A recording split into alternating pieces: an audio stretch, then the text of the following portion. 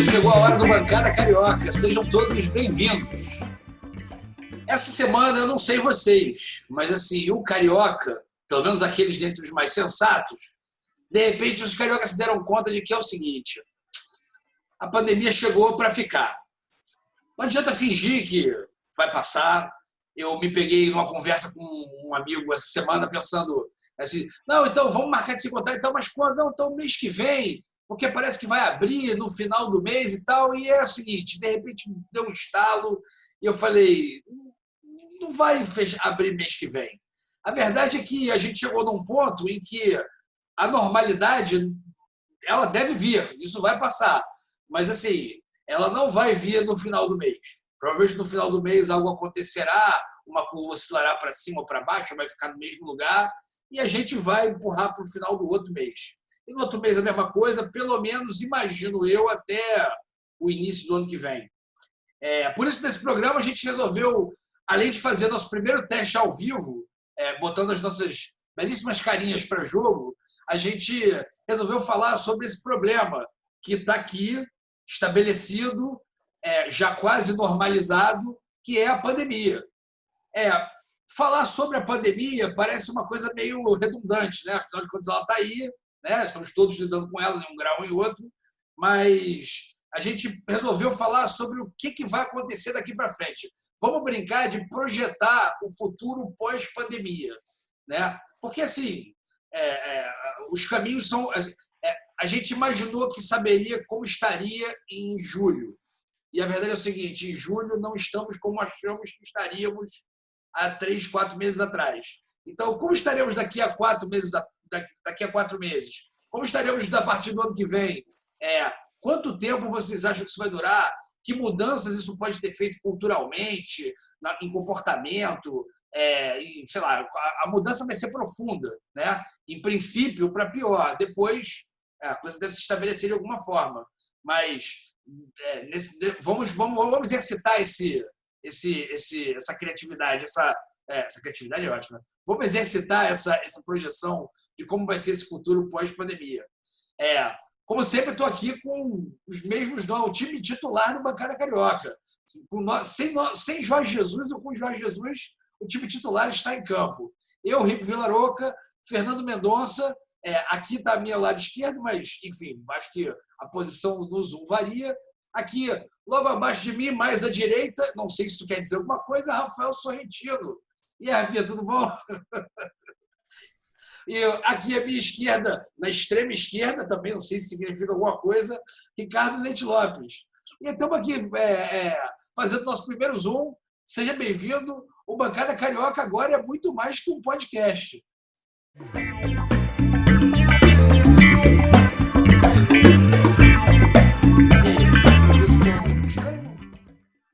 Então, como eu estava falando, essa semana, não sei vocês que estão nos ouvindo, que eventualmente estão nos ouvindo, mas nas nossas conversas entre nós, essa ideia de que a pandemia chegou para ficar mesmo, de verdade, não sei, a impressão que eu tenho é que, para a maioria das pessoas, pelo menos na minha bolha, a ficha caiu ao longo dessa semana e da outra, assim. O tal novo normal, ele existe, o que ele vai ser e tal. Então, assim, eu proponho a gente, nesse primeiro bloco, puxar um pouco pela questão política. Assim, qual é a relevância... Fernando, me ajuda aqui. Qual é a relevância da pandemia, dessa pandemia que chegou aqui no Brasil no meio de março? Eu acho que eu não preciso explicar para ninguém o que é a pandemia, né? De repente me deu conta que eu falei assim, eu preciso explicar a pandemia? Eu acho que não precisa, não tem a menor necessidade, né? Todo mundo está bem familiarizado com ela. Mas, assim, qual é o papel dessa pandemia no futuro político do país, né? Do atual governo ou dos próximos? Ou como é que está essa relação? Porque, por exemplo, eu tenho uma teoria pessoal de que essa pandemia veio para impedir o Mengão de conquistar o mundo, entendeu? Mas, assim, finalmente o Flamengo começou um ano numa pré-temporada maravilhosa, sensacional, os caras voltaram de férias, não aumentaram 1 quilo. O técnico combinado, se os caras já combinaram de ganhar o Campeonato Mundial do ano seguinte, a tentar, pelo menos, Enfim, aí agora, irmão, o Flamengo vai sambar na cara de todo mundo. Aí veio a pandemia. Rafinha, que é tricolor, está ali super levando fé nessa conversa. Mas é uma ótima teoria. Deve ser isso mesmo. Não, a pandemia chegou, meu irmão. Se aquele ano magistral do Flamengo já caiu, né? O técnico foi embora. A gente pode até discutir lá no final, levantar as questões de por que Jorge Jesus foi embora, porque eu acho que vai fazer todo sentido depois da conversa que a gente vai ter aqui, né, sobre essa questão do futuro da pandemia. Fernando, bom dia, boa tarde, boa noite, enfim, a hora que vocês estiverem assistindo isso aí, para a gente aqui é boa tarde. Como é que fica essa pandemia aí no aspecto político? Fala aí. Bom, bem-vindos os nossos ouvintes e agora telespectadores do Bancada Carioca, os outros membros da bancada, sejam bem-vindos e vamos dar o início a mais esse programa por ter todo para falar sobre o que seria, né, essa questão do pós-pandemia na questão política. Eu acho que a gente tem que diferenciar duas coisas. A gente tem que diferenciar a questão da perspectiva que vai ser contada na perspectiva histórica, né, a narrativa que vai ser colocada, porque o que vai ser dito sobre o atual governo brasileiro e como ele se comportou perante a pandemia, mas isso não significa que nós estamos decretando que esse atual governo vai se reeleger ou não por conta da pandemia, porque é meio louco, mas são coisas diferentes. Sim. Primeiro, a questão da perspectiva histórica, de como vai ser contado esse governo, vai ser contado pela classe da elite burguesa, a classe intelectual, que hoje e boa parte sempre foi contra o governo Bolsonaro. Então, se mesmo sem pandemia, os historiadores, jornalistas já falariam muito mal do governo Bolsonaro, com uma pandemia e um número absurdo de mortes, hoje, quando nós estamos gravando aqui, são 75 mil mortes, mas talvez quando você estiver escutando pode ser muito mais mortes ainda, que pela perspectiva do colégio, do instituto, pode chegar a 100 mil mortos ou muito mais, né? Não, 100 mil mortos a gente vai fazer fácil, né? Assim, vai fazer fácil. A gente está guardando a vacina, que estão na perspectiva de estar produzindo a vacina. Então, a narrativa vai ser péssima para esse governo Bolsonaro, porque foi troca de diversos ministros da saúde, falta de perspectiva, de expertise, um deliberado boicote à questão da quarentena, que todos nós sabíamos que a quarentena seria muito difícil fazer com a população, mas era fundamental que pelo menos o início fosse bem feito e não foi feito. Então, os especialistas vão falar muito mal do governo Bolsonaro e como ele agiu.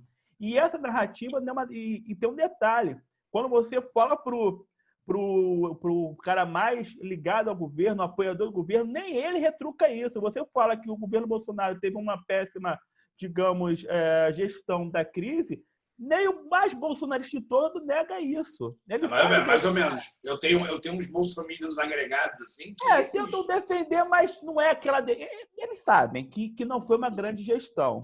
Só que, ao mesmo tempo, isso não significa que o Bolsonaro pode não se reeleger por culpa dessa pandemia, porque, apesar disso, o cara continua ali firme. Então, é paradoxal, mas são coisas de Brasil. Porque, nesse momento, nós estamos falando, o Trump, nos Estados Unidos, está em queda nas pesquisas e o Biden dos democratas está subindo. Porque estão botando na conta do Trump as mortes pelo coronavírus nos Estados Unidos. O Trump, que no início adotou a mesma linha do Bolsonaro. A diferença é que Trump abandonou a sua linha e o nosso querido Bolsonaro continuou nessa linha de negacionista. Então, existe essa diferença.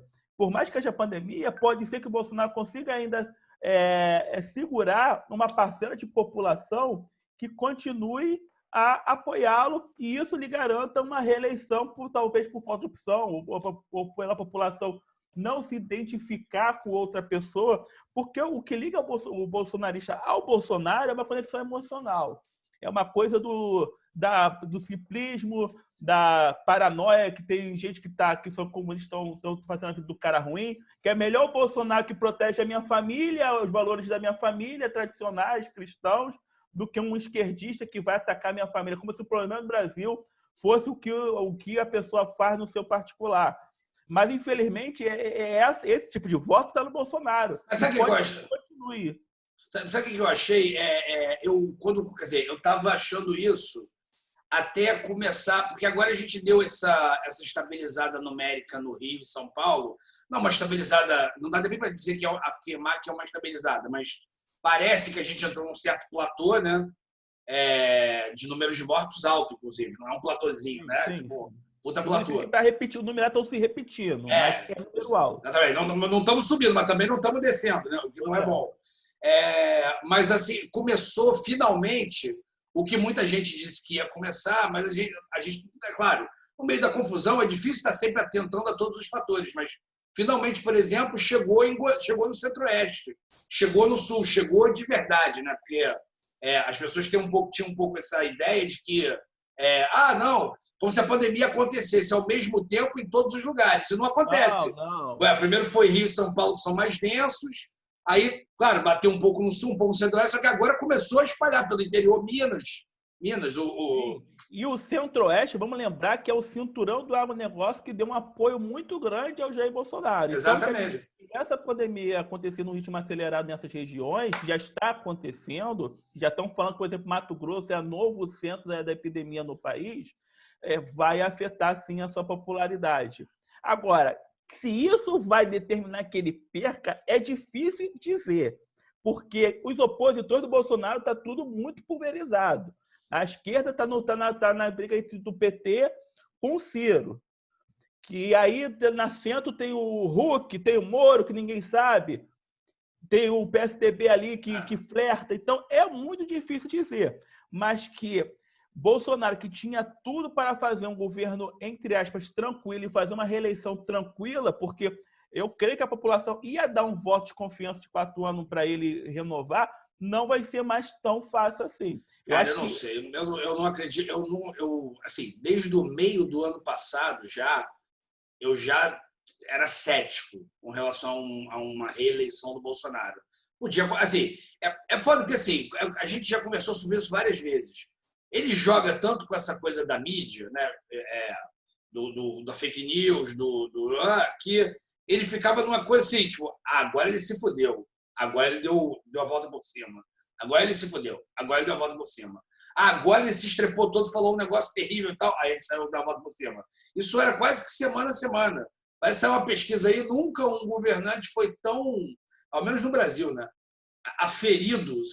Ele tem pesquisa de opinião sobre ele toda semana. Isso nunca existiu na República Brasileira. Mas antes de a gente passar para os outros membros da nossa bancada, eu acho que uma coisa que pode impactar muito é observar como vai ser a retirada do auxílio emergencial da economia, porque eles não renovaram, vai acabar. Era o que estava segurando a popularidade dele entre os mais pobres, porque mesmo que o Bolsonaro não foi o cara que implementou, uma hora não queriam colocar, ele e o Paulo Guedes não queriam colocar o auxílio emergencial, depois era R$200, aí foi o Congresso que fez uma proposta de 500, eles correram botar os 600. Então, mesmo assim, muita gente mais humilde colocou na conta do Bolsonaro o auxílio emergencial. Quando isso sair, quando a crise econômica se aprofundar, aí que nós vamos ver através do impacto. Se vier um impacto muito forte, aí sim eu acho que derrete, porque eu já estou escutando nas ruas os populares falando a seguinte coisa: olha, se tivesse feito o isolamento social mais forte nos primeiros meses, nós teríamos saído mais rápido. Eu estou ouvindo popular falando isso. Inclusive, eu escutei um senhor falando assim: pô, mas na Dinamarca, na Inglaterra, não sei aonde, eles fizeram 40 dias de isolamento, mas já voltaram a funcionar. Aqui ninguém colaborou e nós estamos em crise. Isso já está chegando na sabedoria popular. O conceito de que a gente fez errado já está começando a chegar. E é o que eu repito, Rico. Por mais que o cara defenda, o cara sabe que o Bolsonaro fez um combate muito ruim à questão do coronavírus. Eu vou passar agora para vocês, o Sorrentino primeiro. Deixa eu só jogar uma pimentinha, aí tu segue no teu argumento, se couber a minha pergunta, tu encaixa. Assim, a pandemia, ele vai ter um problema. Eu acho que ele vai ter um desgaste daqui até 22 nesse tom do promotor do genocídio. ele é o principal responsável por a gente ter atingido, até o momento, 75. Se fosse 75, eu acho que a gente já estava em 77. E eu, por exemplo, estava imaginando 100 mil mortos em setembro. Assim, eu acho que a gente vai chegar em 100 mil mortos em agosto. Falei isso sem a menor vontade de acertar, mas, enfim. Mas, assim, ele vai ter o desgaste de ficar sendo chamado, tomando aquele selo de responsável pela pandemia, pelas mortes, pelo alto número de mortes, até 22. É claro, isso pode ser feito sistematicamente, como foi feito com os partidos, como foi feita a demonização dos partidos de esquerda pela Rede Globo, por exemplo, durante muitos anos, a ponto de criar esse estigma que há hoje é o PT, justo ou não, mais ou menos justo ou não importa, tem uma construção. O antipetismo é uma construção. Se ela é baseada em fatos ou não, mas ela é uma construção, foi uma coisa de anos martelada. Ele vai ser martelado até 22, como um dos responsáveis pela pandemia.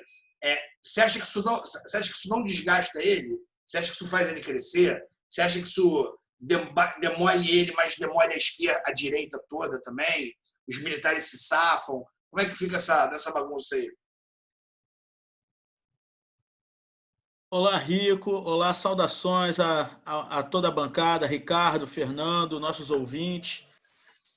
Rico, eu acho que assim dos temas que a bancada se propôs a discutir no programa de hoje, eu acho que esse primeiro, para tentar essa futurologia em relação à política pós-pandemia, eu acho mais difícil. Exatamente porque é o que está mais próximo. E que é a futurologia então, mesmo, né? A gente está brincando de a gente aqui não tem... A gente analisa, né, com seriedade e dá a nossa visão de tudo que está acontecendo, mas tudo pode mudar do dia para a noite. Qualquer um que analisasse, tentasse fazer uma análise dessa que a gente está fazendo para o futuro em dezembro do ano passado, em janeiro desse ano, derrubou tudo, porque ninguém esperava que teria uma pandemia global agora em 2020. O Mengão ia dominar o mundo, estou te falando, ia ser um massacre. Pois é, agora só Jesus salva. Não, nem Jesus salva agora. Nem Jesus salva. Em relação à política, eu acho difícil porque se as eleições fossem no final, as eleições presidenciais fossem no final de 2020, como vão ser as municipais, eu acho que a pandemia em si, a parte médica mesmo, os efeitos em relação às mortes, as pessoas que ficaram doentes, entubadas, hospitais, etc., teria um efeito muito, muito, muito grande na eleição. Como a eleição vai ser em 2022, e como pode acontecer muita coisa daqui até lá, boa ou ruim, eu acho que essa parte das mortes vai influenciar, mas vai influenciar muito menos. O que eu acho que a pandemia vai trazer de influência para a eleição de 2022 é na parte econômica, que é algo que vai perdurar. Eu acho que a gente ainda não sabe quais são os reais efeitos da pandemia na economia brasileira e aí você também pode tentar analisar a realidade de cada estado, de cada município, mas vamos nos ater aqui à questão nacional. A gente não sabe o tamanho desse impacto. Todo mundo sabe que vai ser um impacto muito forte, mas ninguém sabe exatamente até onde vai, quais setores vão sofrer mais, quais setores vão sofrer menos, quais setores vão acabar. Isso é algo que a gente não tá tendo ainda como perspectiva no futuro, mas podem ter setores que vão mudar radicalmente, podem ter setores inteiros... Deixa eu até te acrescentar um negócio. Tem uma ilusão que está correndo, você já deve ter ouvido, com certeza, que é esse papo de assim, não, gente, mas a gente tinha que reabrir para a economia voltar. Só que é o seguinte, cara, durante 3 ou 4 meses, muita coisa já fechou, muita coisa já está em processo falimentar, muita coisa já está para quebrar.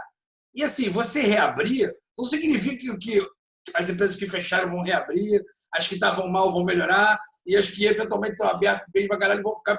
Não, assim, os empregos não vão surgir porque as pessoas vão voltar para a rua. Então, assim, o que deveria chegar mesmo, que era o auxílio às empresas, está lá bloqueado. Assim, o Paulo Guedes diz que liberou 10x e o que os bancos repassaram para a galera foi um 20º de X. Então, assim... Eu acho que assim, nem é o momento mesmo da gente discutir isso agora, enquanto a pandemia ainda está matando muitas pessoas.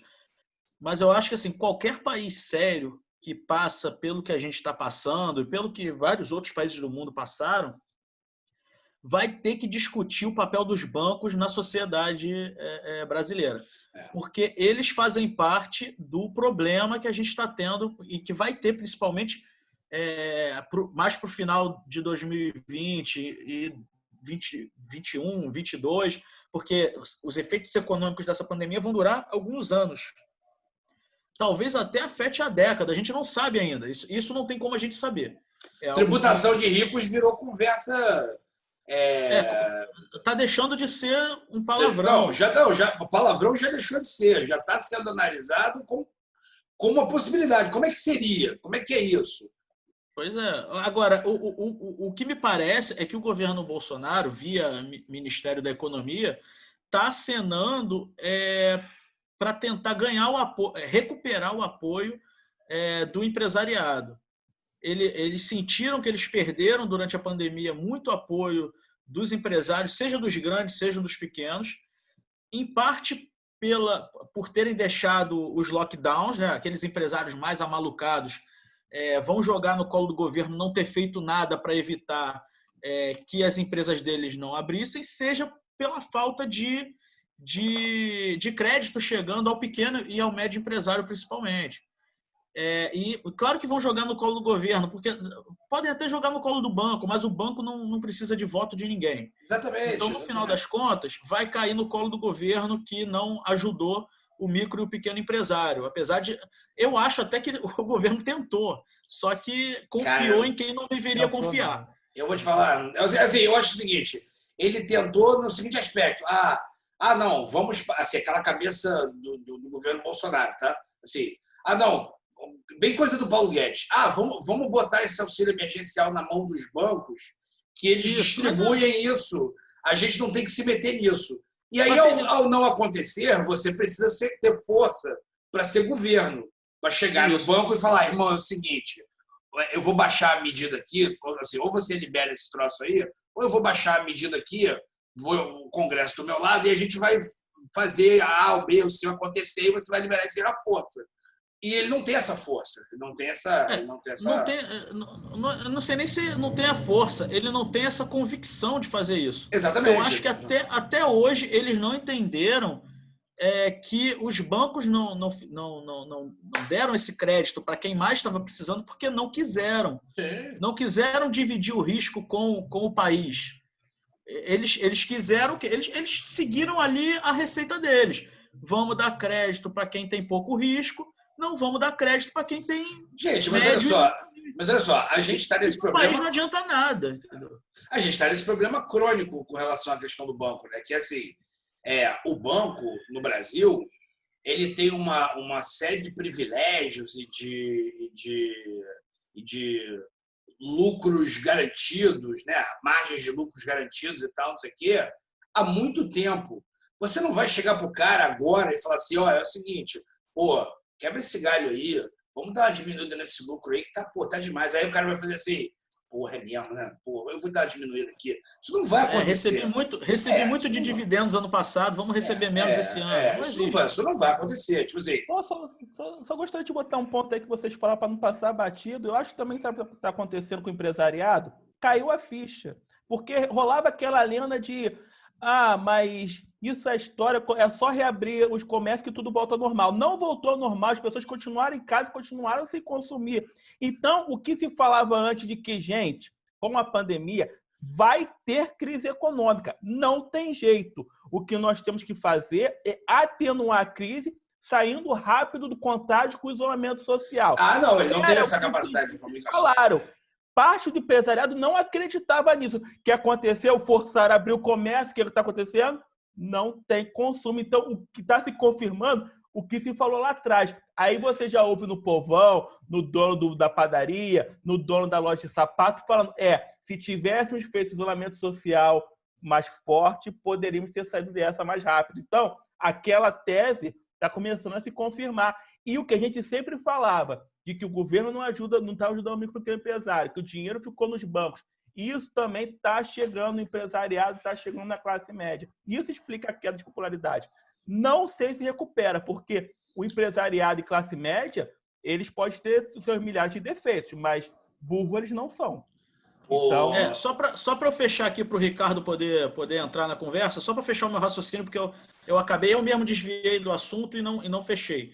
Então, para fechar essa parte política, eu acho que assim, o grupo Bolsonaro percebeu a queda de popularidade, às vezes nem é tanto nos números de intenções de voto e tal, que já estava uma coisa meio cambaleando, já estava mais ou menos como está agora, ali dançando perto dos 30%.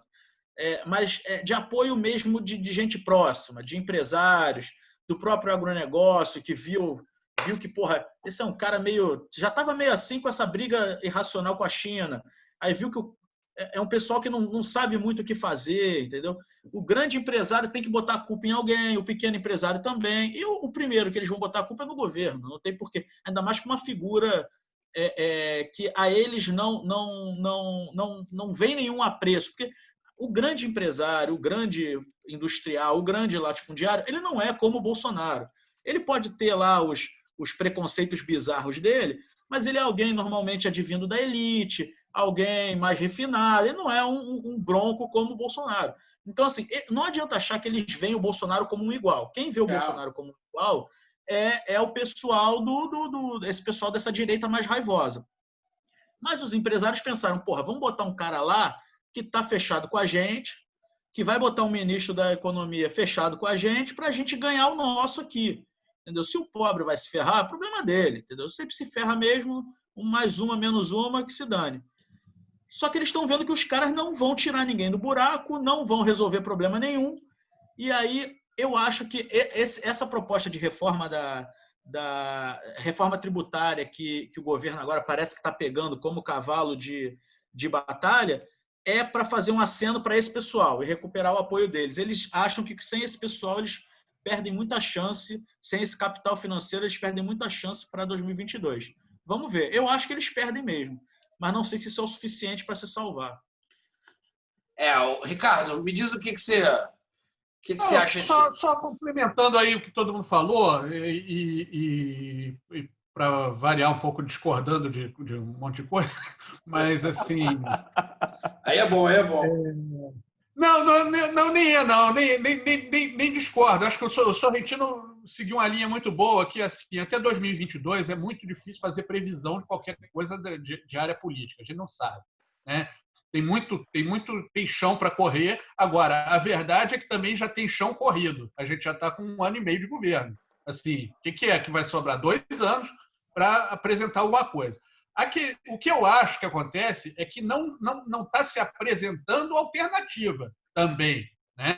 Cadê? O que é? O Dória, a alternativa? O que é? Né? Então, tem vários aspectos aí. Essa coisa da pandemia, isso a gente sabe que é uma coisa terrível, mas o governo pode usar isso a favor dele, por incrível que pareça. Eu penso que pode. Ele pode dizer que as coisas não aconteceram por causa da pandemia. Não, ele tem parte do gado dele que acredita nisso. Olha, a gente estava fazendo o dever de casa, porque inclusive o Paulo Guedes, que é um cara que gosta muito dessas coisas, dessas expressões, ele tem lá as metáforas que ele inventa, aí uma hora ele abraça uma coisa, aí fala essas coisas de dever de casa. E fica, não, porque nós fizemos isso, fizemos aquilo. Aí veio a pandemia. Não é verdade, mas vão explorar essa narrativa, qualquer um exploraria, do jogo político. Vão dizer. Eu acho que ele tentou. Aconteceu. Não, e não é questão de tentou, vai tentar. Ele vai dizer isso. Nós estávamos indo por um caminho... Não, eu estou falando que ele já tentou, é porque ele já disse isso textualmente. Ele já falou, a gente estava decolando, mas quando a pandemia chegou, aí... Estava decolando. Mas isso pega uma parte do eleitorado que é a parte do eleitorado do Paulo Guedes, que a gente também não pode esquecer o seguinte... Não, tudo bem. Então, assim, se tiver alguém do eleitorado do Paulo Guedes nos ouvindo, eu quero só lembrar o seguinte, antes da pandemia, o dólar já tinha batido R$5 E antes disso, ele tinha falado, para o dólar chegar em R$5, a gente tem que fazer muita besteira. Aí bateu R$5 e depois veio a pandemia. Só isso. Mas isso não importa. O que importa é a narrativa que eu estou falando, que pode ser seguida e que provavelmente vai ser seguida. Nós tínhamos uma agenda, nós estávamos decolando e veio a pandemia. Se alguém vai acreditar ou não, isso é outra história. Sim. O fato é que assim, o eleitor do Bolsonaro é um eleitor do Paulo Guedes. Tanto é que ele, há pouco tempo, andou fazendo uma chantagem aí dizendo que, não, se eu não tiver o que fazer, eu vou embora. Não sei o que. Ele sabe, ele tem poder. Eu nunca neguei isso aqui. Quem já viu os outros programas nossos sabe. Tipo, o Paulo Guedes é um bolsonarista, mais bolsonarista do que o Bolsonaro, em alguns aspectos. É um cara que tem uma influência muito grande nesse governo. A gente fica tentando, às vezes a própria mídia vai, vou minar, não sei o quê, tá sem poder, tá sem isso, tá sem aquilo, mas ele é a grande base de sustentação desse governo.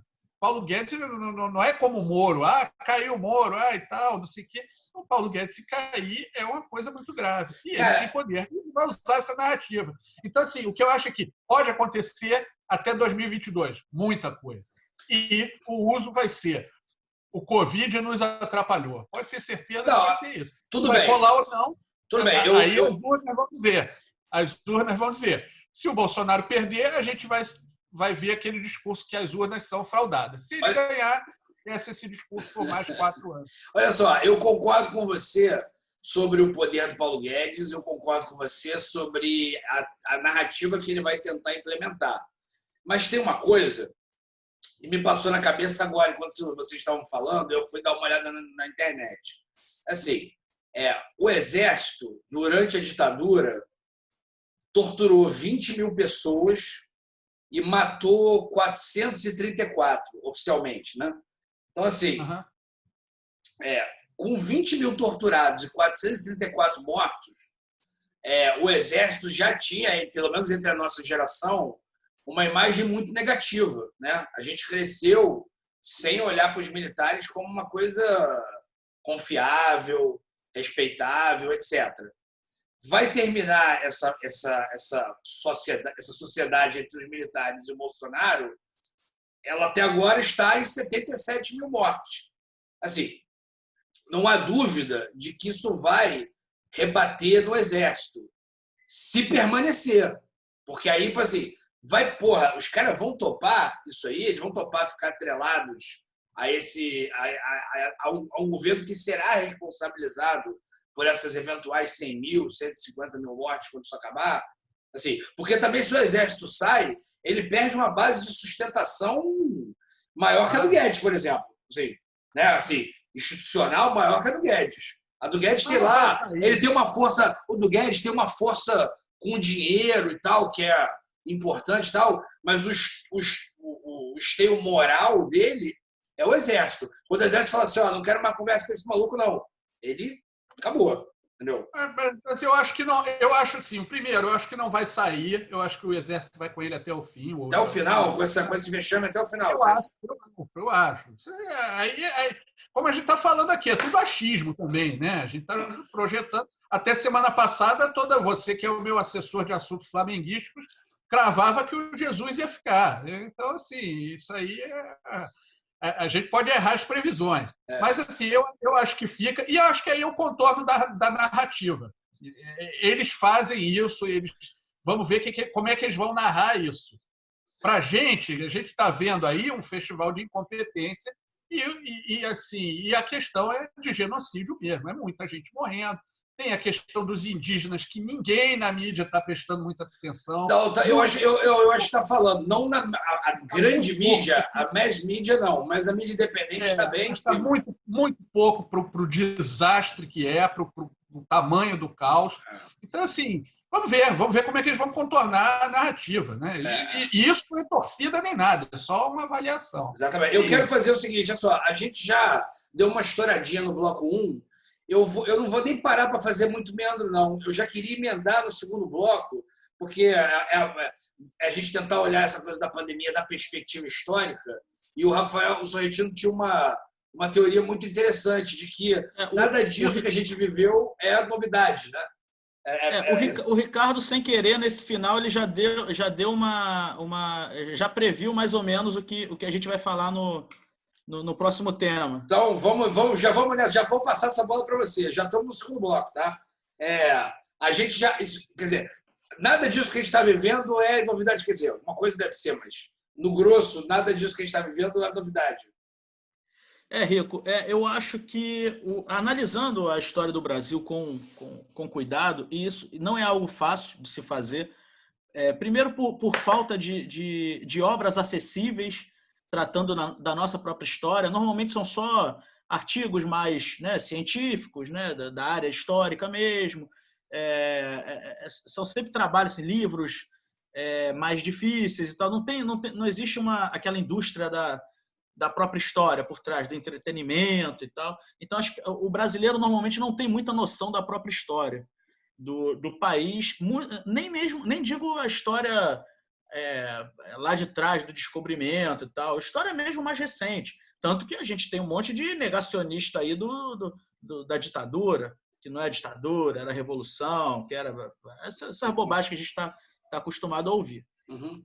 Mas eu tenho essa tese, assim, quanto mais eu pesquiso sobre a história do Brasil, e ultimamente é um tema que eu gosto muito como hobby, assim, de ler sobre, de pesquisar sobre, mais eu vejo similaridades com o momento atual. Principalmente aquele momento ali pré-Estado Novo, o que é bem preocupante para a gente, diga-se, né? Porque o Estado Novo foi uma ditadura brutal e, em muitos aspectos, até pior do que a ditadura militar. Sim, vários aspectos. Então, assim, se o nosso cenário atual lembra muito aquele período entre o final da República Velha, lá do café com leite e tal, e o início do Estado Novo, é porque, né, se a história se repetir, não vem coisa boa por aí. Esperamos que não.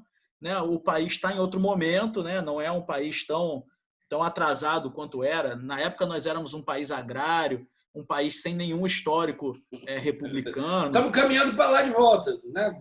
Pois a gente está voltando. Mas como teve um períodozinho de democracia, talvez seja sinal de que a gente tem mais gente que vai lutar contra.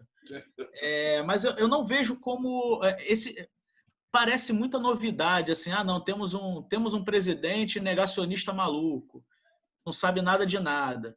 Aí temos um ministro da Economia neoliberal que quer Estado mínimo, que quer tudo na mão do empresário. Temos grupos empresariais que querem emplacar um candidato próprio. Tudo isso já aconteceu várias vezes na história do Brasil. Essa briga entre um nacionalismo contra um liberalismo é o tempo inteiro na história brasileira. O período que menos teve essa briga foi na ditadura militar, porque não tinha discussão, não tinha democracia.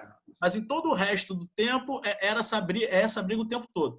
Essa briga entre quem defende que a União tem que ser, o Brasil tem que ser um Estado mais centralizado, ou os estados têm que ter mais autonomia, também sempre acontece desde o início da República.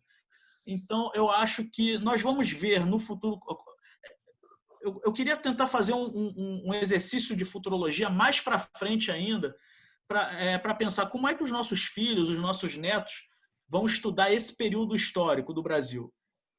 Eles vão nos ver como aquilo ali era um grupo de negacionista maluco, era um país atrasado, era uma galera que tinha gente morrendo e normalizou essas mortes. Porra, morriam 1.000 e tantas pessoas por uma doença por dia e todo mundo tocava a vida.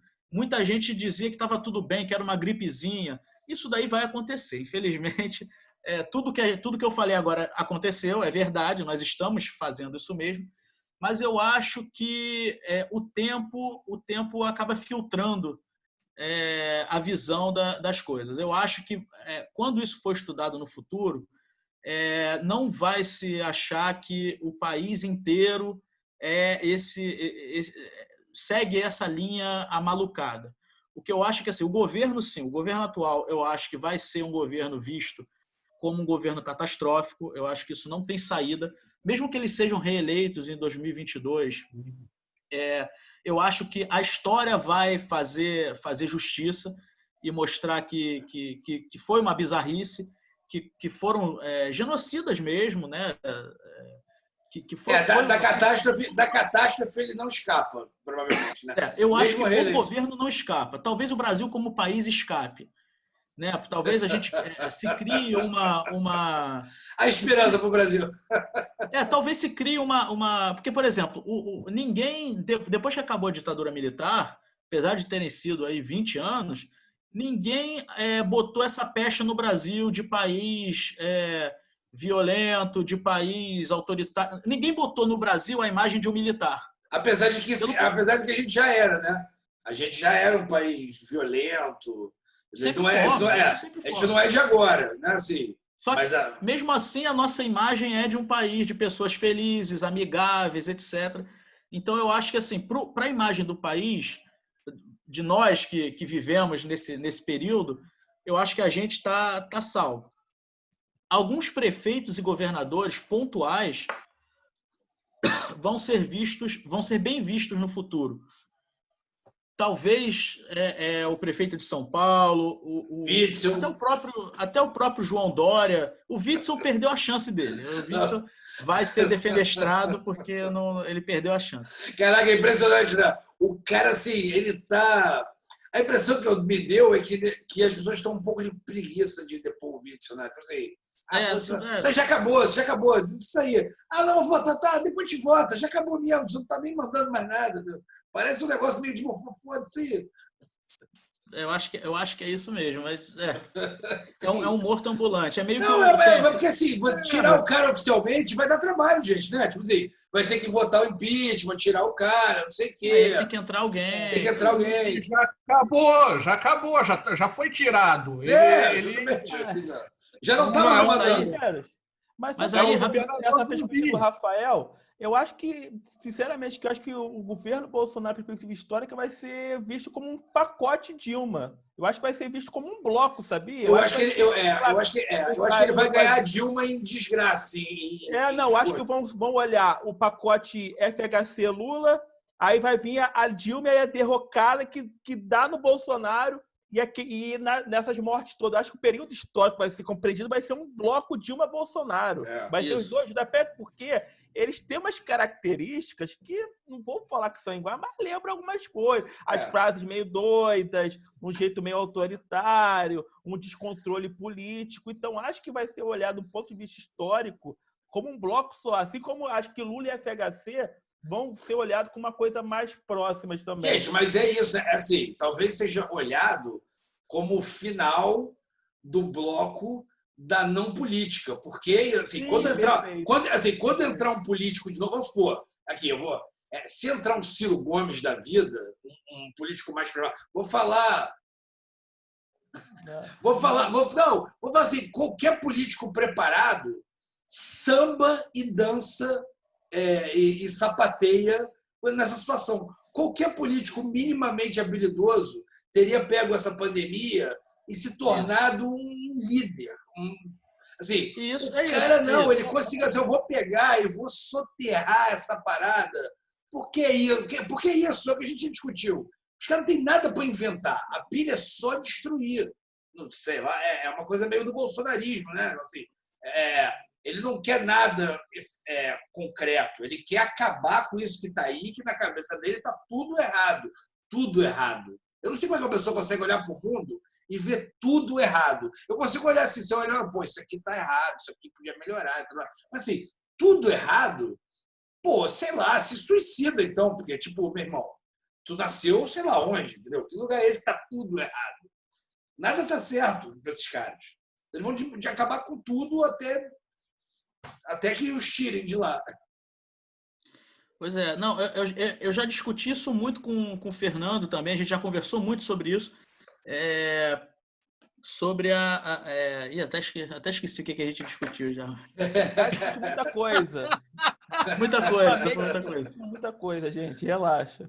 Não, você sabe o que eu achei que você ia falar? Espera, eu esqueci o que o Rico falou agora. Repete aí. Eu não sei que substância é essa que vocês vão discutir. Você sabe o que eu achei que você ia falar do negócio do... Aí é cloroquina que vocês estão tomando. Lembrei o que é. Depois eu falo. Não, mas sabe o que eu achei que você ia falar nesse tema da perspectiva histórica? É porque a minha mulher veio me mostrar anteontem.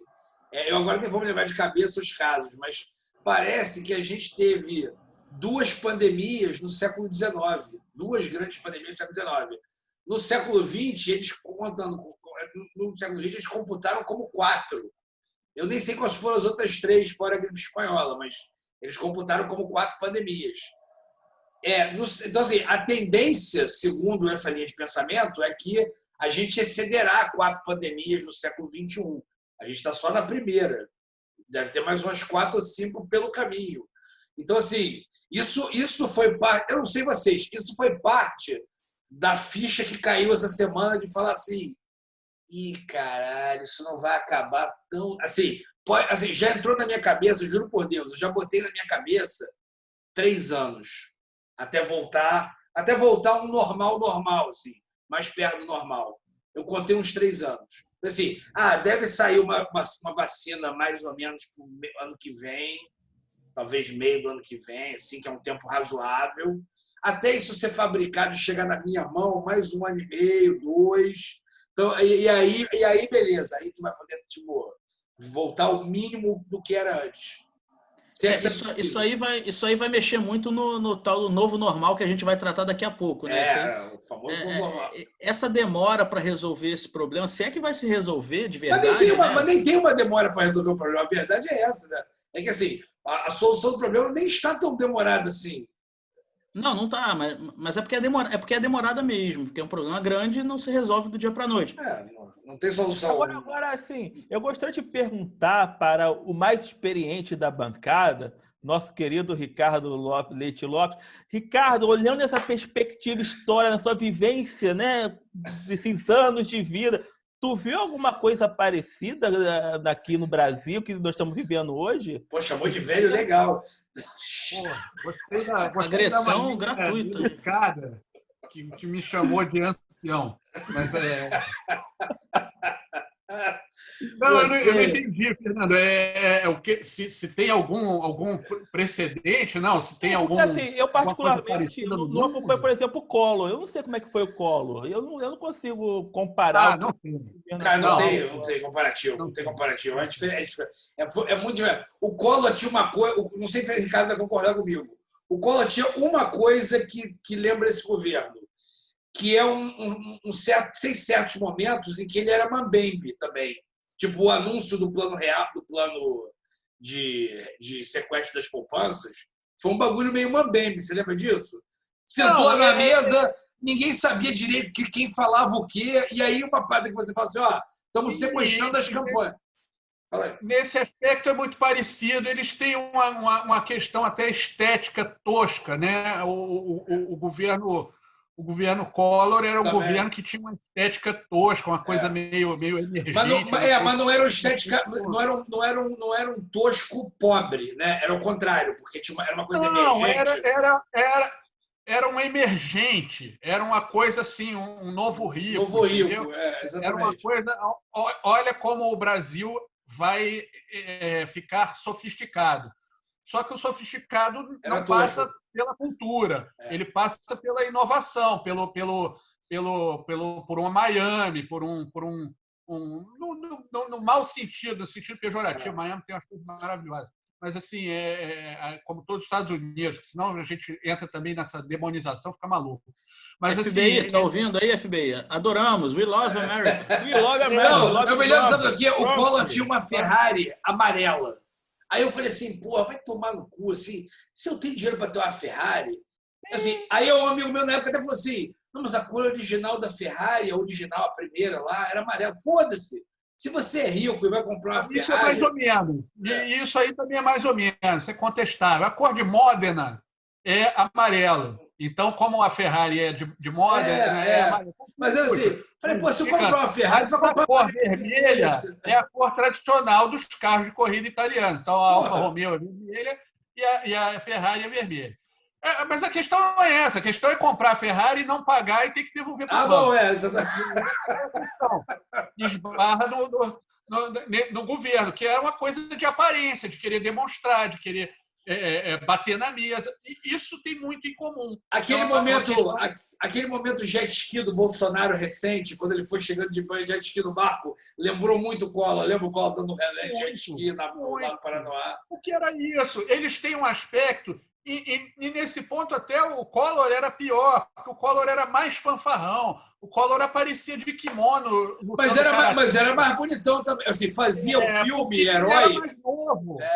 Collor, a gente tem que lembrar também que o Collor tinha 30 e, sei lá, não me lembro mais a idade do Collor. Né? Acho que tinha uns 38, mais ou menos. Então ele posava de galanzão, ele só não era militar, mas assim, andou de... Como é que é? Lembra de caça? Teve uma semana, Fernando, o Sorrentino não deve ter idade para lembrar disso. Teve tipo um mês que ele emendava um esporte radical no outro. Esporte radical assim, tipo, hoje o presidente andou de caça. Aí ele ia, entrava num caça, o caça decolava, o cara saía, ele com uniforme. Aí tu, cara, tô assim, ridículo. Aí na outra semana assim, hoje o presidente andou de jet ski. Aí ele dando rolê de jet ski da Paraná, você...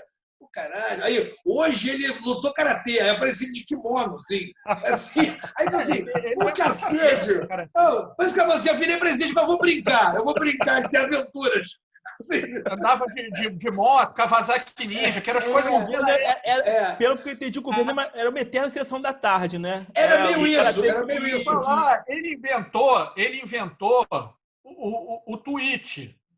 Porque ele fazia, não tinha, evidentemente, Twitter, não tinha nada disso, mas ele tinha um negócio, vocês podem procurar na internet, que é camisetas.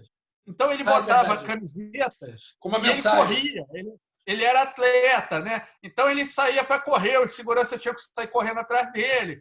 Ele fazia Cooper. Fazia lá o Cooper.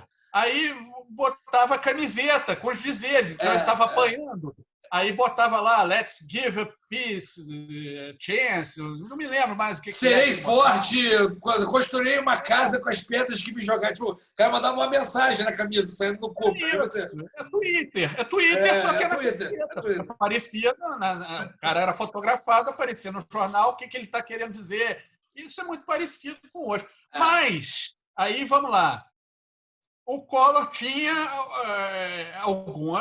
tem uma cultura, entendeu? Não é um idiota completo, é um cara que, se você deixar ele falar, ele concatena muito bem as ideias, ele consegue enrolar bem, entendeu? E até assim, ele fala...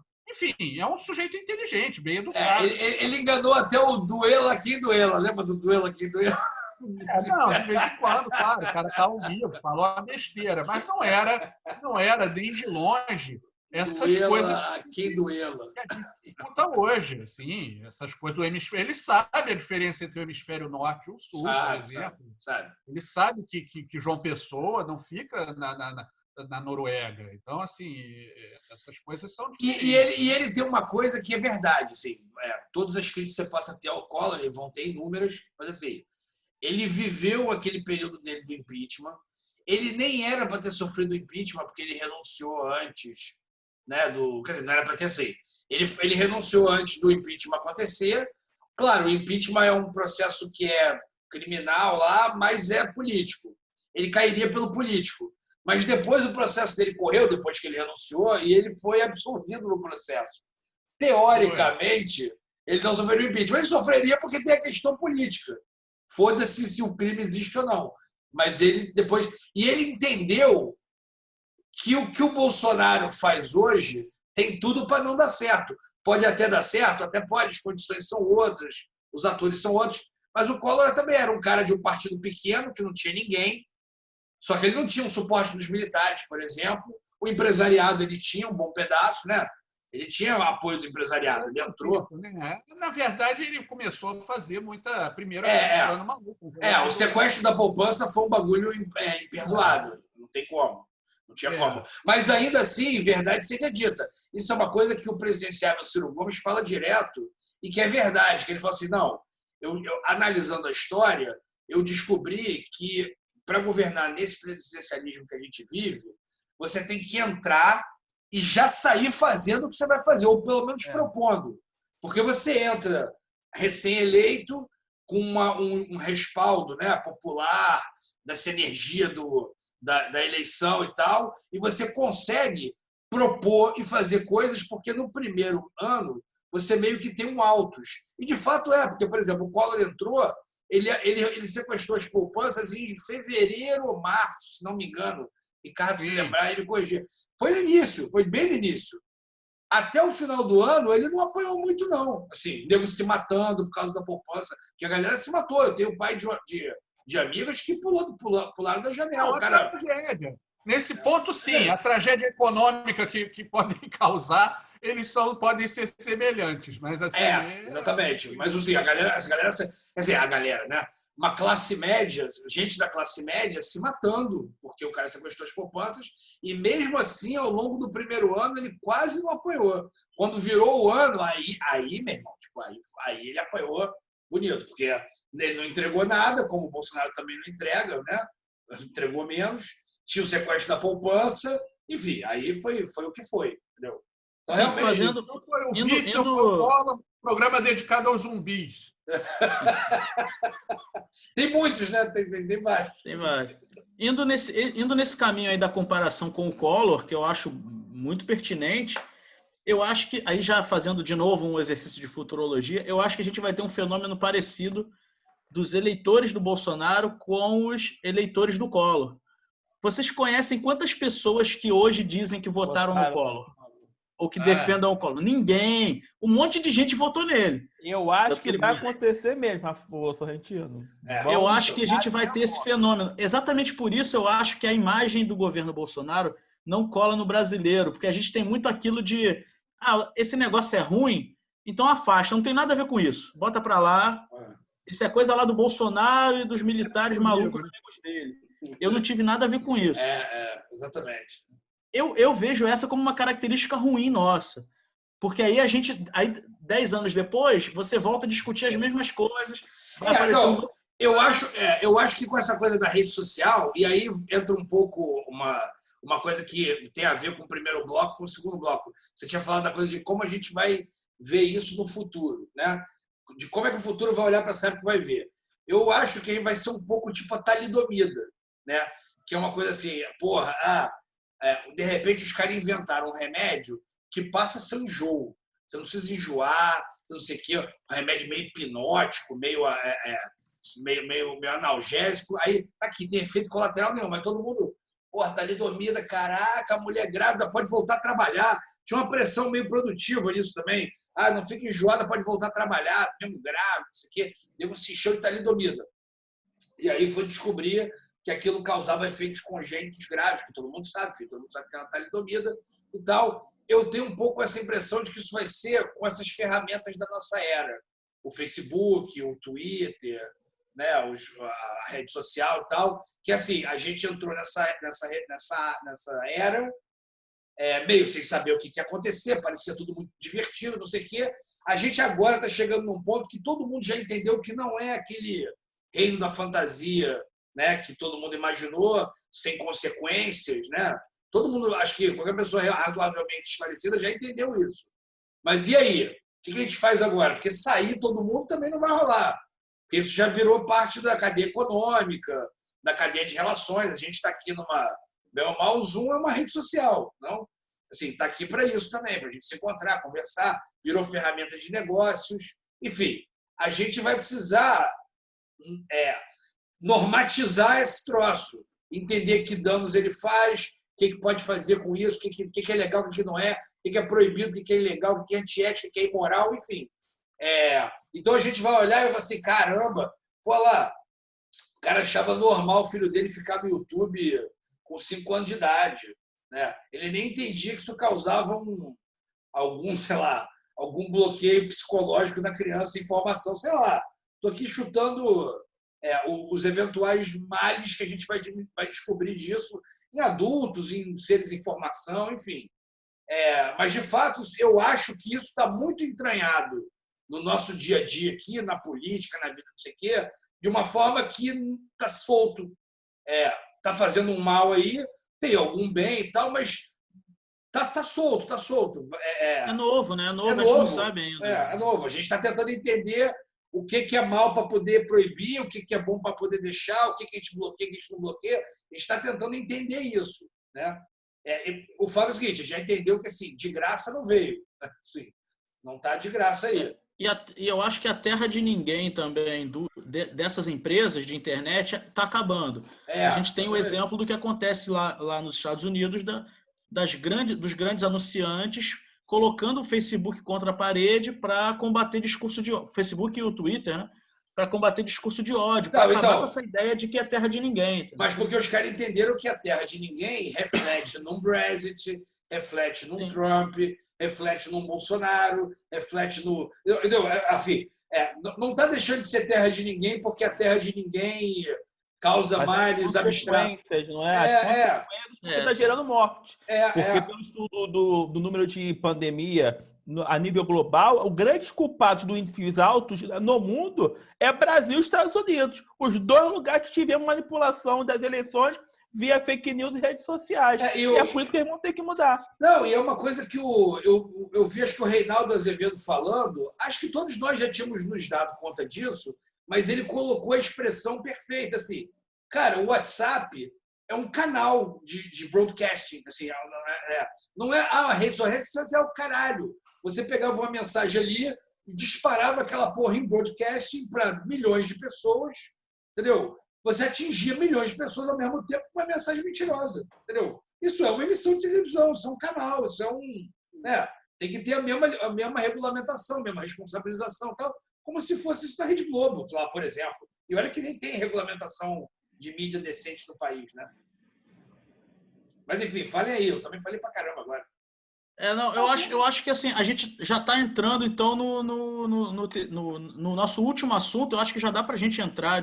Vou fazer às vezes de Rico Vilarouca aqui. Vai lá. Eu acho que já dá para a gente entrar no terceiro bloco, que é uma discussão do novo normal, né? Isso é uma expressão aí que as pessoas estão... É novo normal, não é isso? Que estão tentando cunhar.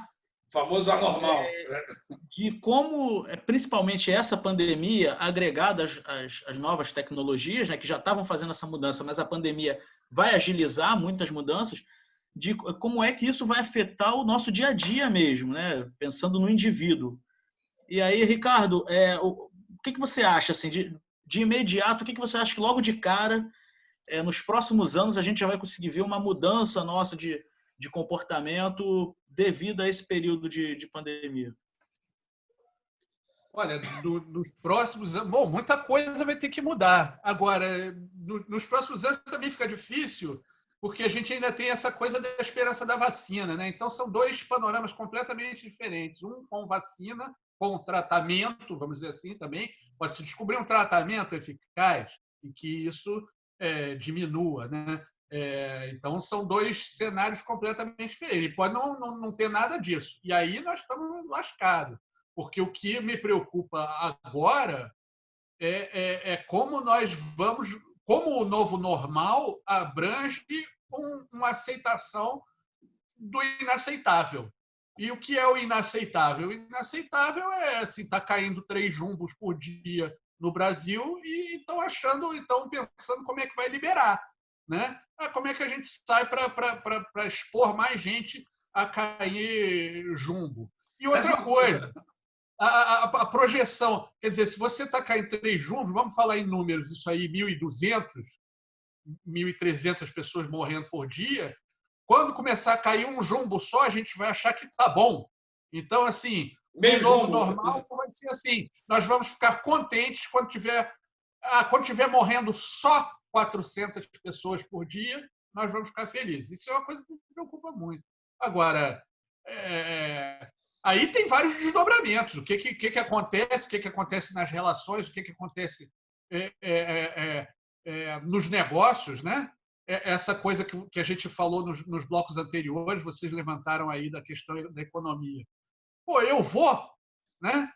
Eu vou no lugar, eu vou no restaurante, eu vou na muvuca. Eu gostava de muvuca, cara. Você acha? Eu estava lá, eu não dou carteirada porque eu não sou engenheiro, não, eu sou cidadão, mas assim, eu gosto de muvuca, eu gosto de cerveja na galera. Eu sinto saudade, saudade.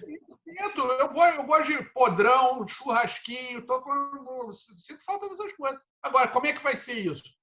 É difícil imaginar. É difícil imaginar. E quem está imaginando está chutando. Não, isso acontece. Não tem uma coisa meio infantil na discussão, que é assim, poxa, não, tá ruim aqui e tal. Não, mas então, vamos viajar em setembro. Aí você fala assim, pô, mas em setembro? Não, porque já vai liberar, acho que mês que vem, aí de repente em setembro a gente dá uma viajada, sem parejar a cabeça de criança. Cara, eu não acho que em setembro vai estar livre, não. Isso não é muito diferente. O que o próprio Bolsonaro fez com a conversa de gripezinha é parecido, só a escala é muito maior. Mas quando ele falou isso, eu falei, pô, ele acha que ele vai negociar com o vírus? Ele vai intimidar o vírus? Ele vai aqui não vai entrar, não, tá ok?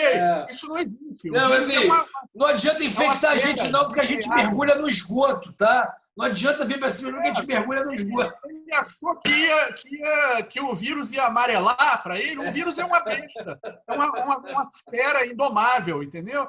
O que domina é ciência, a gente pode descobrir, mas não tem. A gente estava falando acho que foi até o Rico que falou aí das epidemias, né? As epidemias do século XX, do século XXI, foram Covid anterior, que foi a SARS, foi a MERS, que era mesmo vírus, só que no Oriente Médio, Ebola, na África, né? A febre suína, até falei mais pandemia do que a gente ia falar. Tinha falado em 4, mas são 5. Não, mas é porque algumas dessas são século XX, final do século XX, e algumas já são 21. São todas de 2000 para cá. Elas não têm um impacto, elas não têm a virulência. O Ebola não foi final dos 80, não? Final dos 90 ainda? Tem Ebola. Não, mas teve um negócio de Ebola em 2014, 2015, que a gente nem ligou, mas que foi uma coisa que, inclusive, auxiliou a países africanos agora, porque eles tinham algum conhecimento, porque o problema do Ebola também porque é muito virulento, é um negócio que transmite, né? Virulência transmite rapidamente, passa de um para o outro e tem uma letalidade muito grande. Agora, a maior pandemia do século XX é HIV/AIDS. Exatamente. A gente não achou. Cura. Vacina, a gente achou tratamentos que prolongam a qualidade da vida. Você sabe que saiu uma reportagem outro dia, deve ter umas 2 semanas isso, dizendo que parece que descobriram uma cura para AIDS. Aí eu fiquei pensando, cara, que ironia, né? Assim, tipo, a gente passou por toda aquela epidemia de AIDS aqui. A AIDS hoje já é tão normalizada a ponto de até ter uma juventude hoje que está meio se arriscando, abrindo mão da prevenção, porque, mas dá para viver com AIDS, é só tomar uns remédios, está tudo certo. E agora, no meio da outra pandemia, eu quero aí. A juventude hoje não faz sexo. Pode transar, mas está em afastamento social, então não vai adiantar nada, se fudeu, entendeu? Mas eu acho que mas, na minha opinião, a grande mudança do novo normal é justamente na questão sanitária. Eu prevejo, sim, que alguns hábitos serão incorporados pela população. A história do lavar a mão, o álcool em gel, acho que veio para ficar. A questão de usar máscara quando você tem um sinal de gripe, acho que veio para ficar também, que já é um hábito nos países orientais. Chegou no Brasil, acho que vai virar hábito. É que nem a história de você deixar o seu sapato, seu chinelo na porta, eu acho que é outra coisa que vai incorporar também. Sim. Agora eu vejo... Olha, isso aí, só um adendo rápido. Esse negócio aí de deixar o sapato do lado, o sapato da rua, né, o chinelo, do lado de fora de casa, eu já aplicava, eu acho que todo mundo tem que aplicar. Eu aprendi a aplicar aqui em casa, que eu não coisa de silvícola, esse negócio de você entrar dentro de casa com o sapato da rua. Mas que engraçado, é uma coisa que eu só adotei, e olha que eu só, digamos assim, eu adotei, acabou que aqui em casa eu era dos que menos usava, assim, as crianças já têm esse hábito desde criança, minha mulher também e tal, mas eu vez em quando vacilava, mas agora com a pandemia fica lá na porta e tal. Mas isso é uma coisa pós-filho, né? As pessoas sem filho não tem muito essa onda, né? É verdade, é verdade. Porque no filho você fala, pô, eu não vou sujar o chão da casa porque o moleque vai estar ali rastejando e tal, então não é legal. E aí depois... Se você pensar bem, é uma loucura, né? O cara vai, por exemplo, o cara é médico e tem filho, ele atende na UTI com um negócio perigosíssimo, uns vírus, nem só no Covid. Tudo. O ambiente hospitalar tem umas megabactérias aí. Exatamente. O cara fica pisando naquilo tudo, depois ele entra em casa e o filho dele vai ficar rastejando naquele chão. Porra. É maluquice. Se sobreviver, é um super-homem, é forte pra caralho. Mas a gente acredita nessas coisas também, é meio que treinado para isso, essa coisa de gripe, de não dar importância, isso que o Fernando falou, de incorporar a máscara, que é uma coisa que nos países orientais existe há décadas. Antes de eu nascer, isso já era assim, porque a minha mãe e meu pai moraram no Japão, por incrível que pareça, nos anos 60, e já existia isso. Ela tinha fotos, ela fala, tá vendo? Ó, esse japonês aqui de máscara é porque está doente. Então, assim, os caras já usavam. Porque e não é nenhuma máscara para se proteger, né? E não é uma máscara para se proteger, é para proteger o outro. Não, é para não contaminar, porque esses países orientais já tinham também a noção da quantidade de gente e de como se transmite fácil. Né? Não, e eles têm um genótipo muito próximo, né? Mais do que nós. Por exemplo, eles têm um genótipo mais homogêneo que o nosso, por exemplo. Sim. Então, assim, tanto que eu não sei nem se isso é verdade, mas eu me lembro de um amigo que morou no Japão há um tempo. Há muitos anos ele falou isso para mim. Ele falou, cara, aqui você entra, tem, sei lá, 10 antigripais, 10 remédios para dor de cabeça, 10 tipos de anti-inflamatório. Ele falou, meu irmão, no Japão é um remédio, assim, 2, assim, né? Às vezes 2 laboratórios, mas assim, não tem variedade de remédios para várias coisas, porque os caras têm um genótipo mais próximo, segundo ele, né? Assim, deve ser porque eles têm um genótipo mais próximo, então o remédio funciona para a maioria deles, né? Aí eu acho que isso que é o novo normal, vai trazer muito os cuidados sanitários, toda a questão de higiene na população. E eu também acho que, assim como nós nas décadas passadas tivemos muito um movimento pró do meio ambiente, eu acho que a gente vai ter um movimento muito questão de saneamento básico. Eu acho que vai ter muitas linhas de crédito. Porque, como foi dito aí, a tendência é termos pandemias de forma mais recorrente, porque somos uma sociedade globalizada e interconectada. Então, qualquer coisa corre rápido. Então, eu acho também que vai ser um novo normal, que qualquer coisinha os países já vão pensar com muito mais carinho em fechar a fronteira. Eu acho que isso também pode acontecer muito mais facilmente nesse novo normal de, surgiu uma coisa na China, fecha a fronteira para a China. Eu acho que também isso pode acontecer muito facilmente. Olha, eu acho que eu concordo. Eu acho que no mundo que vai explodir de saneamento básico, porque eu acho assim, as linhas de crédito para isso parece que existem, né? Só que a gente precisa contar com alguma pressão popular. Eu espero que a população... Porque é isso também, né? Não adianta porra nenhuma tu lavar a mãozinha, álcool gel, o cara mora do lado da vala. Adianta, quer dizer, adianta, mas não, é diferente de você fazer isso. Lavar a mão se não tem água. Exatamente. Então, assim, é preciso que essa conscientização chegando na população... Eu não sei o que vocês acham, isso foi outro tópico, que eu me lembrei disso agora. Vou falar rapidinho para vocês darem a comentada. O amigo começou a falar sobre essa questão do platô. Não, a gente estabilizou o número de mortes, está dando uma caidinha na média móvel e tal. Eu falei, cara, sabe por que eu acho que é isso? É porque é o seguinte, as pessoas ligaram foda-se, né? Quem está nos vendo que não é do Rio, não sabe que é o seguinte, aqui no Rio acabou o Covid. Você sai durante o dia, as pessoas estão na rua, meio que normal, está um pouco mais vazio, mas é bem pouco.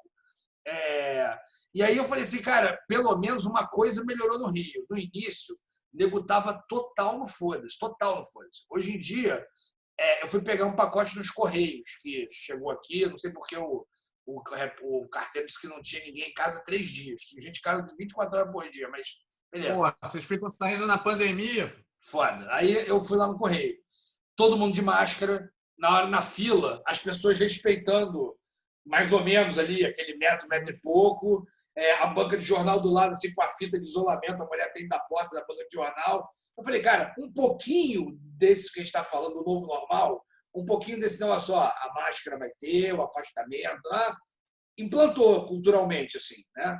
E isso já deu essa flutuaçãozinha na média móvel para baixo, mas é isso, né? Sem o isolamento, sem um pouco mais de afastamento, vai cair. Essa parte do possibilitar a saída, eu acho que, assim, coisas que a gente possa fazer, mas não sem sair, sem trabalhar, eu acho que as pessoas estão respeitando bastante, que é a máscara, o distanciamento na fila, o elevador. Outro dia, no trabalho, eu fui pegar o elevador, tinham 3 ou 4 pessoas na fila, assim, com distanciamento, mas cada um pegou um elevador, uma pessoa só, entendeu? Não entraram 4 no mesmo elevador e subiram.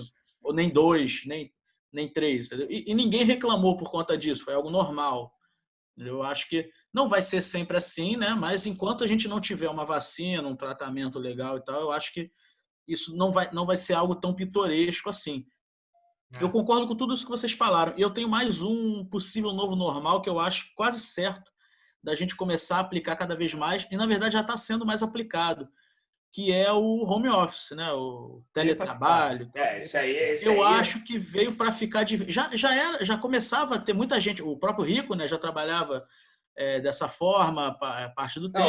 Cara, gente já trabalha assim. Eu vou falar uma coisa de verdade, assim, eu sou o pioneiro do home office. Assim, só falando sério, tô falando o seguinte, eu trabalhei, quer dizer, eu morei com meus pais até mais ou menos... Eu saí de casa um ano e meio, mas aí eu tinha um escritório, fechou, acabei voltando a morar com a minha mãe também, de novo.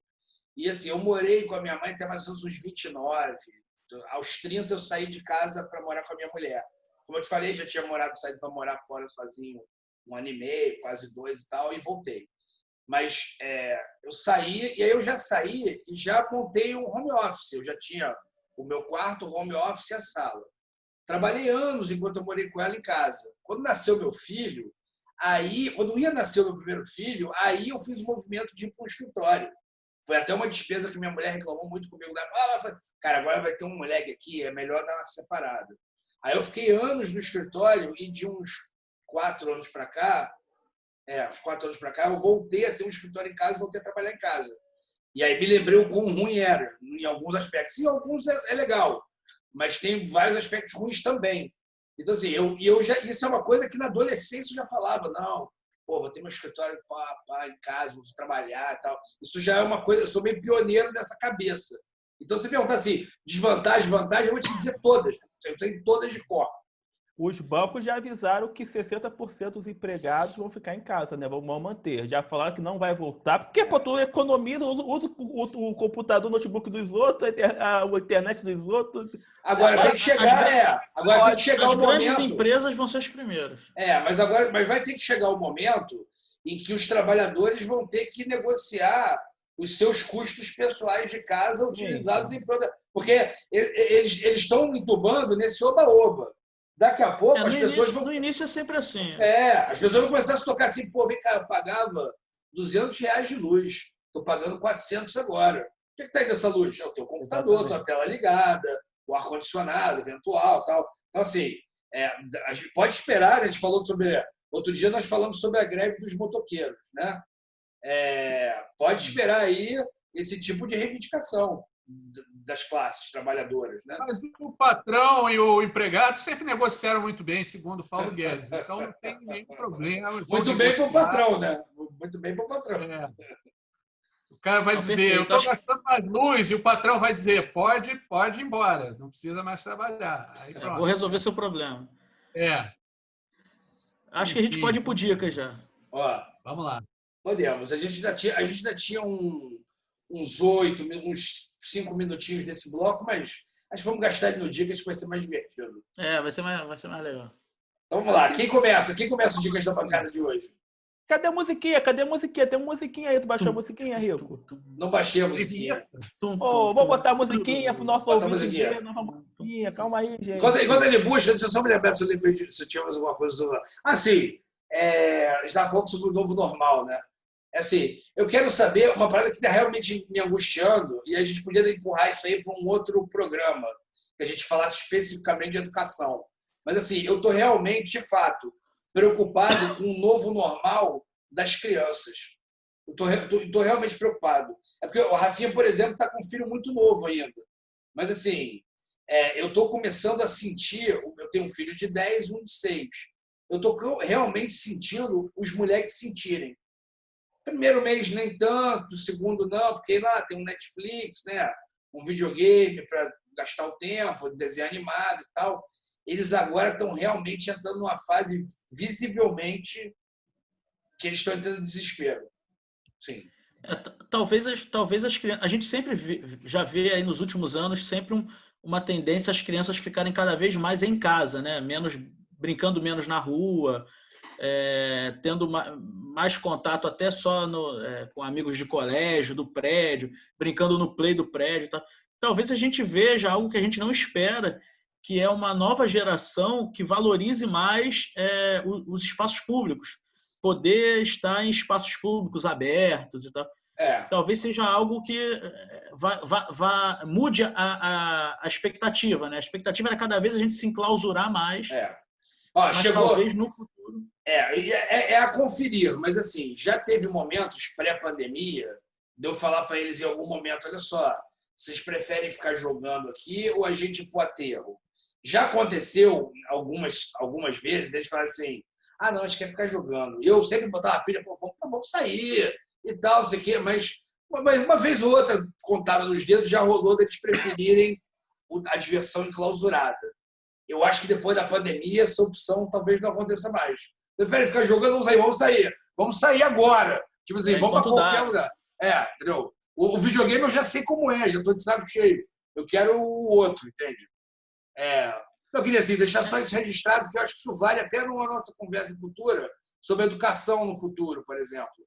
Que não, engraçado, assim, eu não tinha parado para pensar nisso. Assim, eu acho que eu acho que vai afetar mais as crianças e os jovens, né? Sim. Mas para os adultos também. E eu não tinha pensado nesse Rafinha, pensa no seguinte, eu falei aqui no início do programa de que na minha análise pessoal, eu estou contando aí com 3 anos, pelo menos, assim, entre o novo normal, pintar uma eventual cura, se a eventual cura chegar para nós, a gente poder e começar a voltar ao normal. Eu contei 3 anos.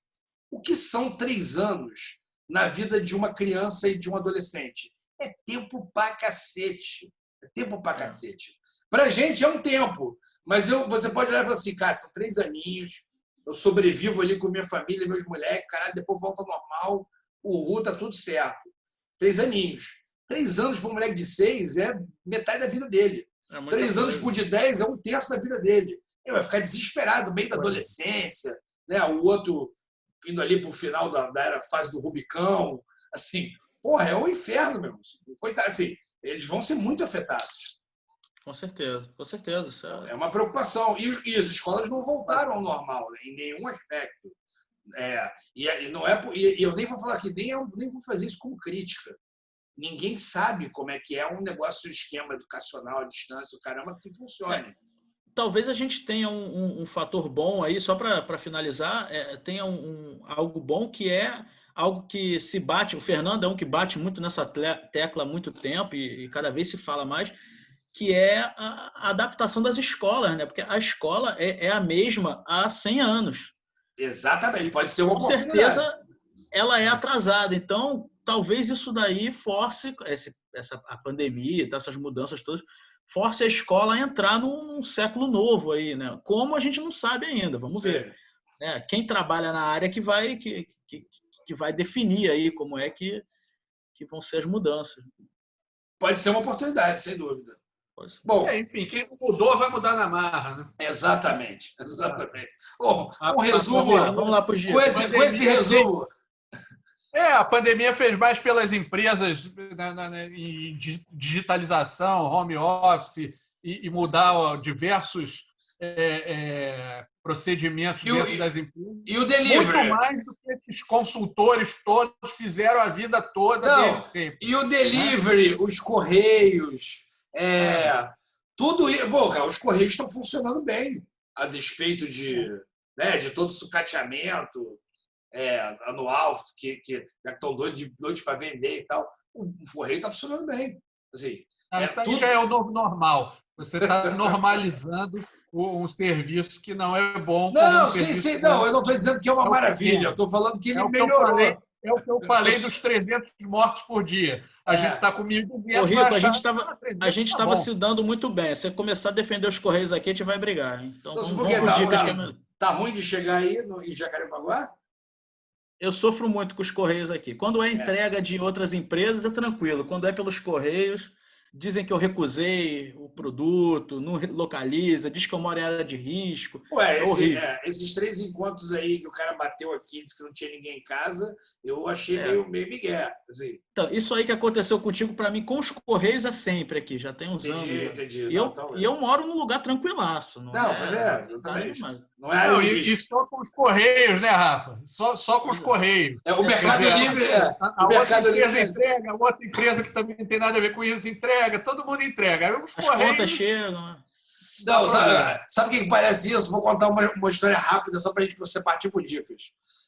Quando eu viajei para Cumuruxatiba, sul da Bahia, era um lugar que o celular não pegava. Não pegava nem para pegar o Spotify, para tu tocar o teu playlist. Pegava nada, zero internet. Telefone também, tu não conseguia ligar para o Rio. Tinha um ponto da cidade que tu ia ali, aí o celular pegava, tu ia ligar. Os telefones de venda, de telemarketing, eventual cobrança, aqueles telefones de São Paulo que infernizam a sua vida querendo te vender alguma coisa que você não quer comprar, todos esses tocam em Cumuruxatiba. Não me pergunte como, não sei se tem um satélite só para os caras. Não sei, meu irmão. Assim, esses tocam. Assim, é um negócio impressionante. Eu falei assim, caralho, viu o número? Eu tocava assim, eu atendia, aí era a porta de venda. Eu tentava ligar para minha tia aqui no Rio, telefone totalmente fora de linha. Então, assim, não sei qual é. Tem um satélite só para essas paradas. E com isso, a gente encerra por aqui. Né? Vamos por dicas da bancada. Senão... a gente faz um programa disso.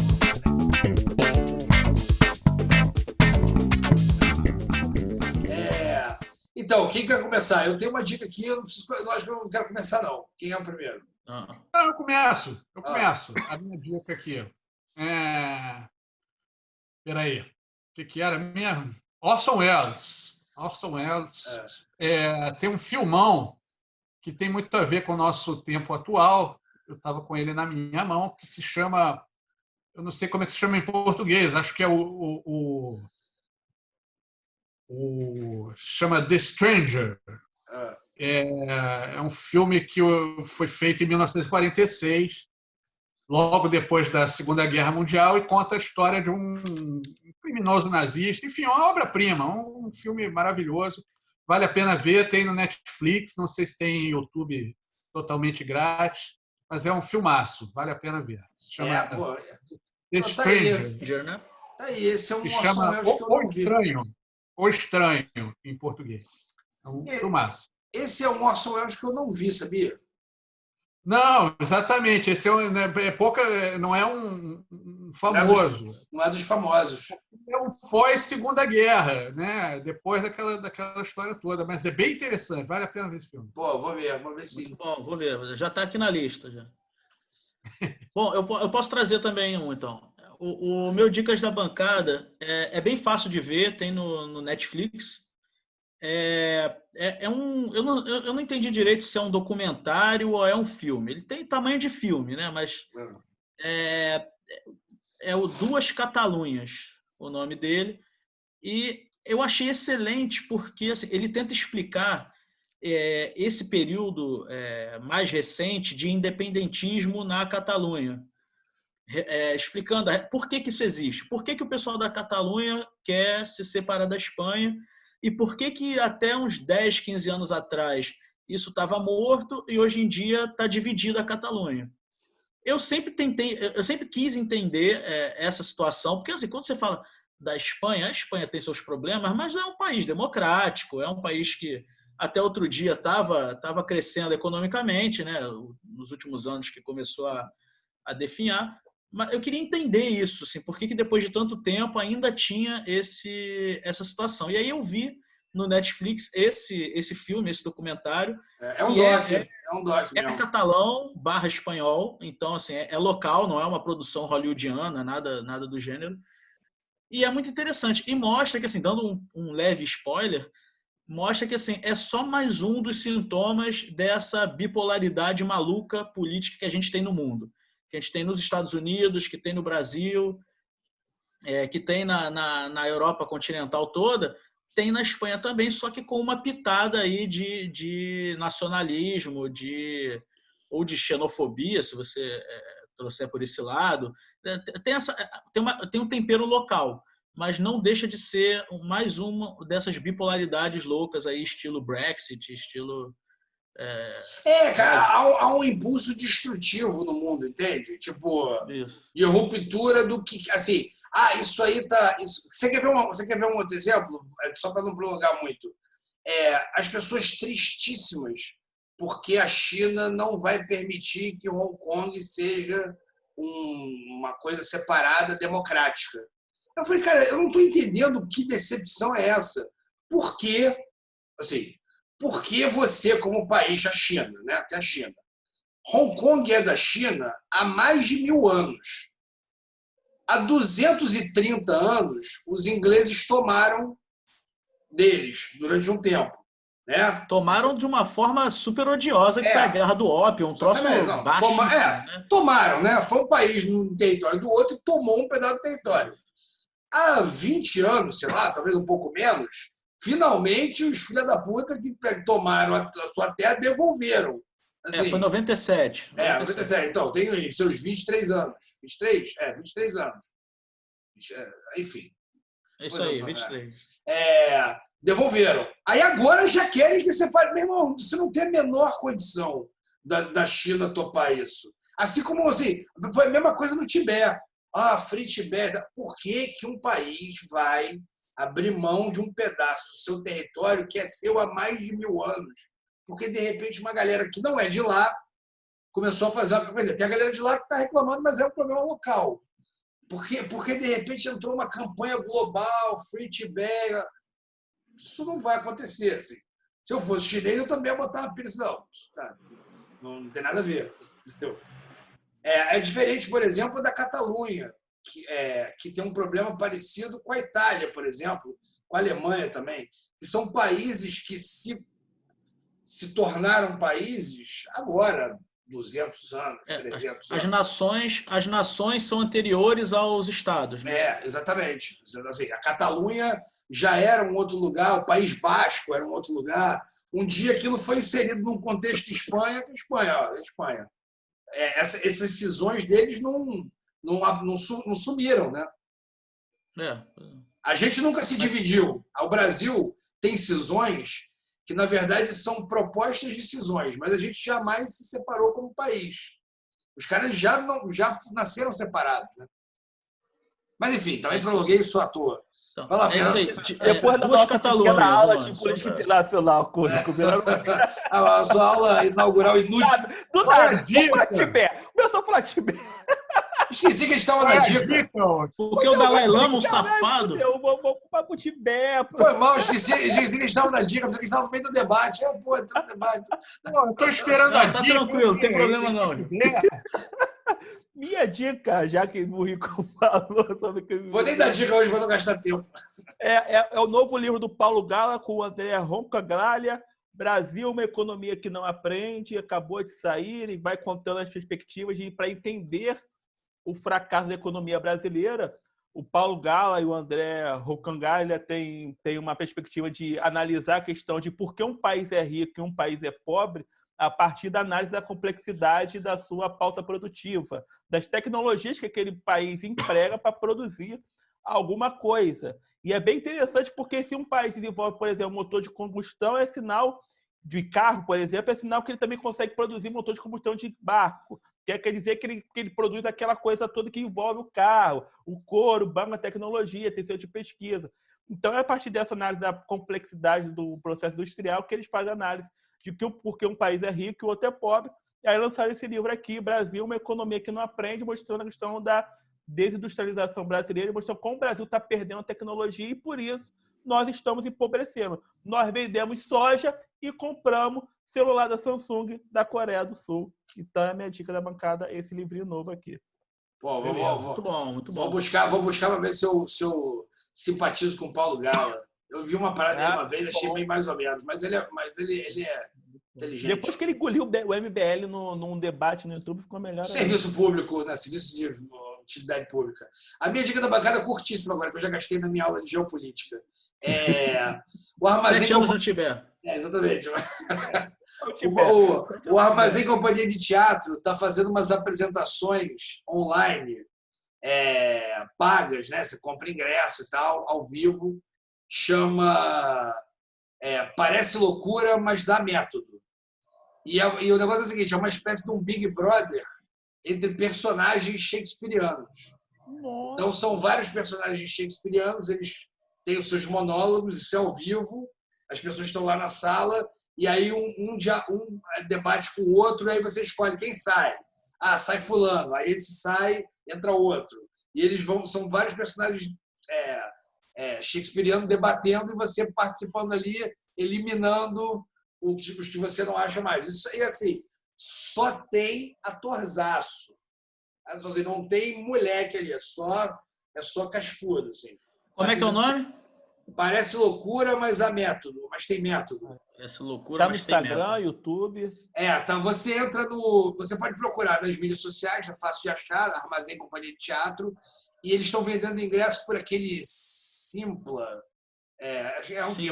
Porque uma plataforma que vende ingresso, não é isso? E aí você compra ali um ingresso barato e tal. Para você que está em casa, você vai pagar um ingresso para você ver com a sua mulher ali, tranquilo, enfim.